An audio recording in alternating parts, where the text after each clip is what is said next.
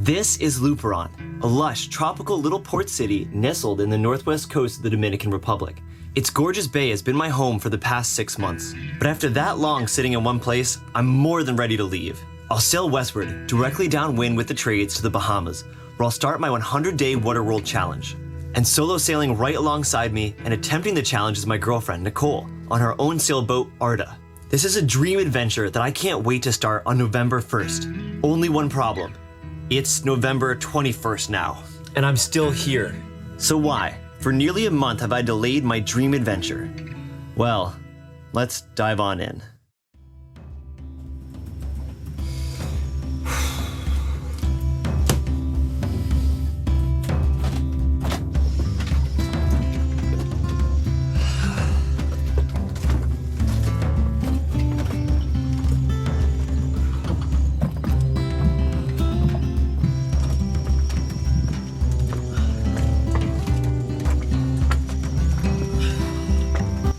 So, I'm certainly not the first sailor to stay in one place for a little while and not sail away when they meant to.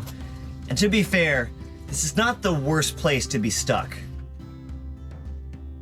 But it still pains me to be here this long. I could have sailed away really at any time, including right this moment, but I haven't. And I think a major reason is I recognize now that what I'm about to do is not a sprint, it's a marathon. This next adventure is going to require much more time. And mainly due to the 100-day Water World Challenge, where for 100 days consecutively, I'm going to be 100% off-grid.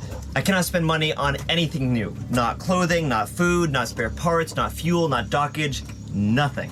For this all to work, I'm going to need to be resourceful. I'm going to have to be a good spear fisherman, a good gardener, a good grower of sprouts, good at fixing, good at meteorology, good at bartering, and who knows what else along the way. And all of this is in an effort to see just how far my boat can go, I can go, how eco-friendly I can be, how safe I can be, how I can do all of this as inexpensively as possible, and of course, how much fun I can have. So with all these lofty goals in mind, here's what's really been keeping me here. The first thing I would say is just boat projects, and I have found so many boat projects to fill my time. This cool cushion will fit anywhere. Check this out. Because of the stainless steel right here, I can put it here, I can put it here, I can put it all the way over. So I actually have a backrest on my boat while I'm out sailing. Remember that for 100 days, if I don't have it on the boat, I can't use it, I can't get it. I have to only make do with what I've got. And there's been quite a few other things. The jib here, yep, spent a whole day with Nicole repairing that. I had so many little holes on it. Some of you may have seen me post this to Facebook and Instagram. Cha! Stainless steel anchor chain. Always wanted this. Funny enough, I just didn't have a choice. My chain was too rusty and this was all that was available here. Good project to do. You see that dinghy motor? That thing's been all sorts repaired, taken apart, and overhauled. It's good to go. Oh, and you see this extremely large paddleboard? Well, guess what it's gonna do? Well, with the help of this very large, very bomb-looking battery, it's gonna power this thing to make that paddleboard go 7 knots for about 3 or 4 hours, which is nice when you're doing all this off-grid spearfishing exploring and you can't keep using up your dinghy fuel. See this ice? Ooh, that's new. It used to just not work. You see how beautifully clean that is? Well, that took a little bit of elbow grease. But the preparation work hasn't all been nuts and bolts. It's not just projects outside that have been holding me up, it's projects inside. This is my new standing desk. In an effort to relieve some of the tension on my back from sitting in my editing station for so long, this is a really good alternative for it, centered right in the middle of the boat so I can keep working. And as you can see, it perfectly handles my 17.5-inch laptop. Pretty sweet. And what's really cool is how it's held in place. By one little rod right here that goes back right up here, and then you just take it in and out.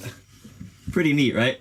This other new addition's pretty cool. 6 indoor gardens as well as 4 outdoor ones. These ones here hopefully will have things like basil, oregano, and other small herbs that can go into my food when I'm off-grid sailing. I have been super provisioning with so much food on the boat, it is insane, but I'm definitely ready to be off-grid for a long time. As of just this morning, I've got my own projector, and ta-da, movie screen right inside the boat. All of this, of course, folds up and away so it's not in the way, but tonight I'm gonna watch a movie on the big screen. been designing a way to make an automatic smoker out of my grill here with the intention to be able to smoke fish and really whatever else I want while I'm off grid. This I think will really help for having new ways to cook the fish and enjoy it, especially if I'm going to be living off that for 100 days. As many of you know, I absolutely love growing these little sprouts on the boat. It takes probably like 3, 4, maybe 5 days to get a whole jar worth of sprouts. This is where the majority of my greens are going to be coming from while I'm off grid for 100 days. And now I've got 5 of them that I can do at once. Preparing a serious amount of medical equipment. And not only do I have a lot of medical supplies now, like, medical stapler, but I've also gotten to get a little bit more training on how to use this type of stuff, especially things like the IVs and needles that I've got. And then last, but certainly not least, Starlink Mini. Adventureborne is finally satellite internet connected. It took me a while, but wow, am I happy to have that. All right, so those are the projects I've been working on that are gonna make my life more comfortable while I'm out there. The previous bunch of projects are what allowed the boat to actually stay and live out there. Now let's talk about the third thing that's been holding me up, weather. As every sailor knows, you usually don't get the weather window that you want, when you want, the way you want. And that's certainly been the case for us. When we weren't ready to leave, the weather was perfectly 20 to 25 knots out of the east, which would have brought us dead downwind to Great Onaga where we're heading. But then once we were ready, it was raining nonstop for about 2 weeks. The batteries are still trying to charge up from that. And then after that, now we've been having too light of winds. We've literally had times when the wind was going the exact opposite direction that we wanted, and then a no-joke hurricane came through, and that threw everything into disarray. So it's been really hard trying to find the actual window that we want to take. And now hopefully this Sunday or Monday, we can take this weather window and go all the way down. Great Onaga is the planned stop, but we have a few fallbacks and other places we could aim further upwind if we choose. So we are just crossing our fingers and hoping that this beautiful weather window on Sunday and Monday will come through so we can finally get over to the Bahamas. And if it does, Nicole and I are looking at anywhere from 30 to 26 hours of sailing from Luperon, Dominican Republic, all the way over to Great Onaga in the Bahamas. Now, this will be both our first time sailing in quite a while. It'll be Nicole's first time overnight sailing her new boat, Arda. And all in all, it promises to be interesting to say the least. I'm really hoping that we get these promised dead downwind winds, that we can maybe divert a little bit so we have a broad reach. I'm hoping to go jib only. I want this to be a fast, smooth sail with the waves, with the current, with the wind, everything. I don't want to sail upwind anymore, and this is what I'm waiting for. Could have gone earlier, but I did not want to ruin what should be a beautiful overnight sail. And the fourth reason why I didn't leave on November 1st is... That's right, Nicole has kept me here against my wishes. No, not true at all. Nicole has been working hard on her boat, and I've been working hard on mine. Normally I would have crew there on my boat, but now Nicole and I will be sailing together. Yes, we're both individually doing the challenge, but it is good for us to stick together. Mm-hmm. I think at first we stayed because we both were like, let's do a little bit of boat projects. And, well, explain to him. I mean, you just spent more than a year working on your boat on the hard. It hasn't seen the open ocean yet with you. Like, it's a lot. What are some of the things that you've been doing? Yeah, I had just a couple little projects that I wanted to do to just make things more comfortable. Originally, I was thinking, I can just do them in the Bahamas, but since I had the time to do them here, we were waiting on weather windows and other things, it made sense just to go ahead and use that time to work on it. So I hooked up a limiting current alternator switch. I went with the mast to put my tricolored light, which is kind of important. She was just going to hold a flashlight out while she was going, yeah. But we decided this was better. And then I brought the halyards aft so I can control them. Oh, I also sewed my stock pack. I forgot about that. I knew there was more. I knew it. I think I got my dinghy as well. And yeah, you got a sailing dinghy. Yeah, I got my sailing dinghy. Okay, so I did. And you got rid of another dinghy. Yeah, and then Jay and John helped me put decals on Arda, so now Arda's named and she has her logo. And then I put a Bimini top on, which is going to be really good for shade. 3 weeks more. Well, 2 of those weeks I also had an infection and a rash. And so I needed to wait a week for a follow-up appointment. And the DR has been testing. Brutal yeah. for you. Yeah. Yeah, Nicole's had parasites while she was here. That's what we thought it was at one point. I've been eager and ready to get out. And then while I was waiting, there was a package that was lost and they were able to find it. So during that time, kind of things came out together. They've been horrible here with packages. It felt like every day there was one more thing. But if it was just me, I was talking with Nicole, I probably would have left, honestly, only like a week ago. It's mostly been me holding up. Well, there was an episode, we'll call it. Long story short, Nicole basically like collapsed on her boat. Yeah, my blood pressure was really low.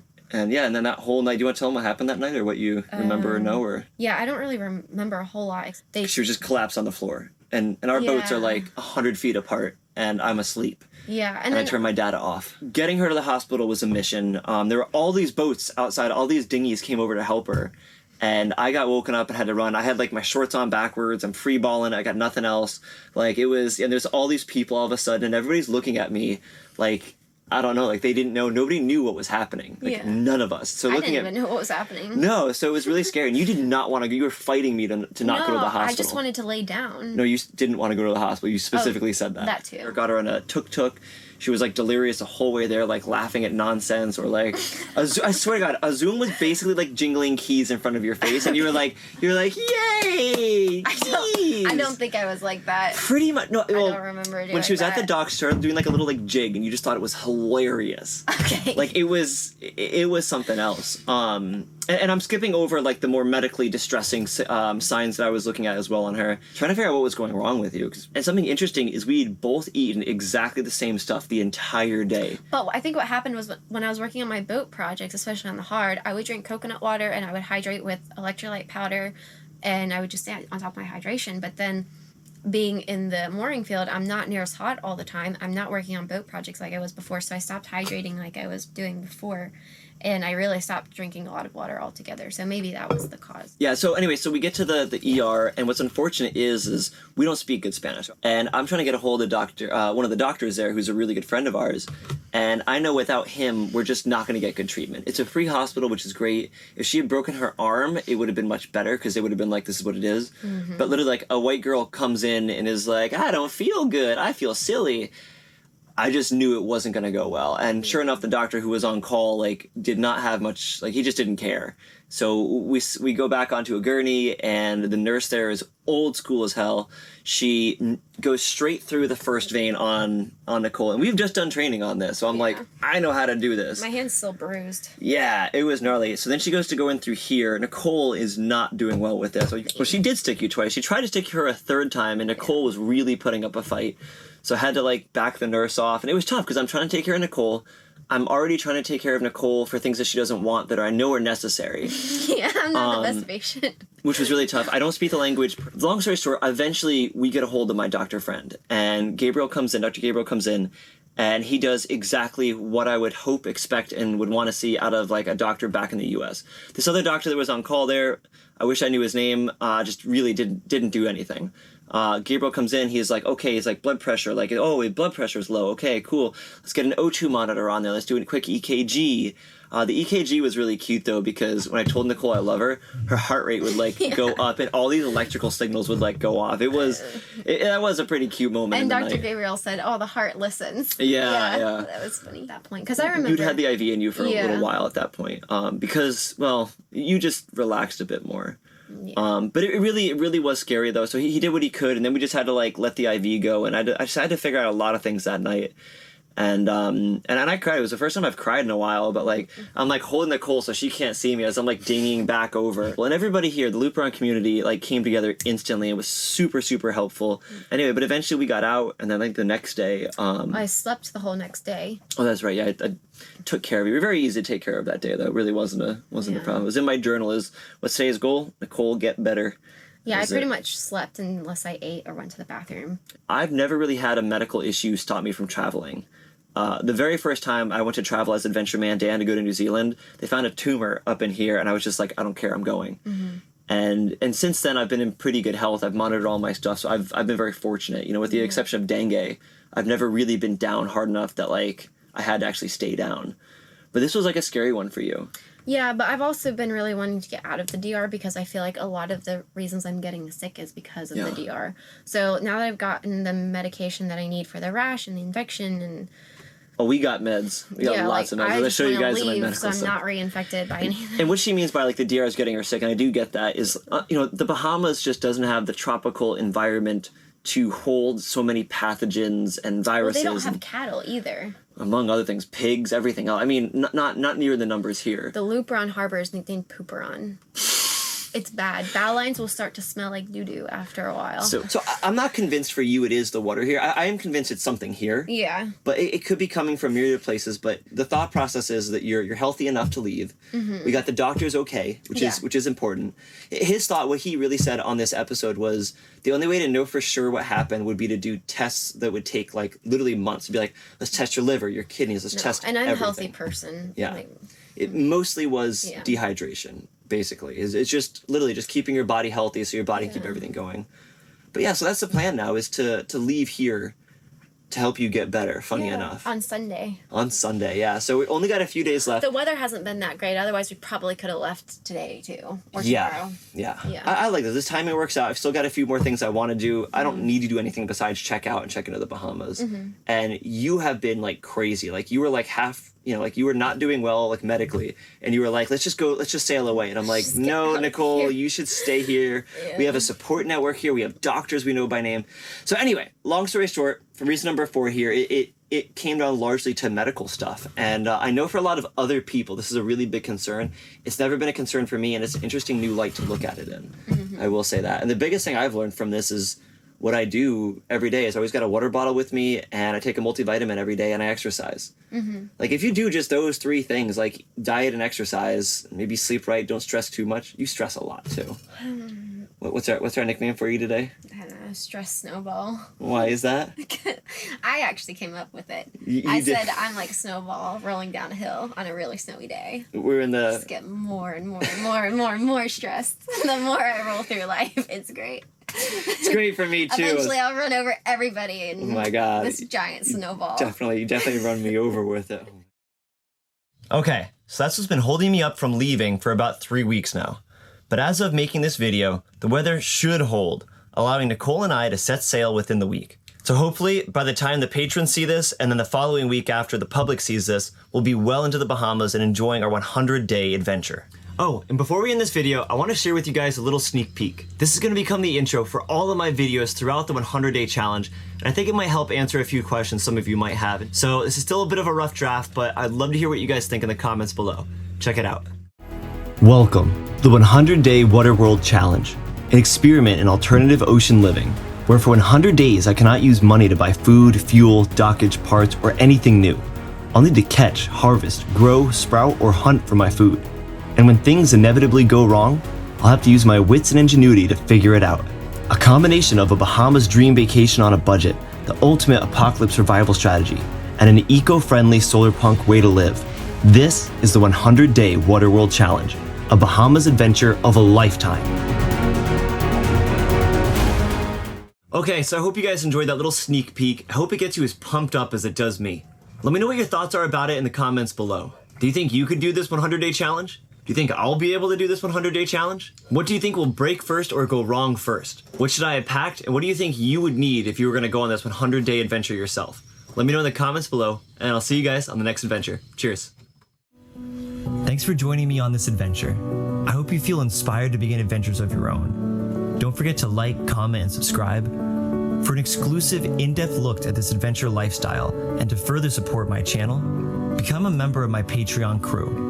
Link in the description. I'll see you on the next adventure.